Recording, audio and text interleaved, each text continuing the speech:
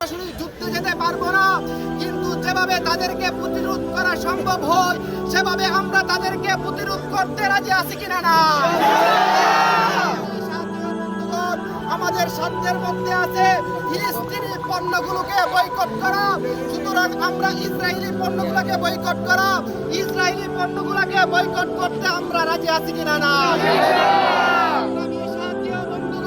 মুসলমানদের সঙ্গে যুদ্ধ করা, ইসরায়েলের পণ্য ব্যবহার করা মানে মুসলমানদের রক্তে আঘাত করা, ইসরায়েলের পণ্য ব্যবহার করা মানে সারা বিশ্বের মুসলমানদেরকে কোণঠাসা করা, ইসরায়েলি পণ্য থেকে বিরত থাকা মানে মুসলমানদেরকে সাহায্য সহযোগিতা করা।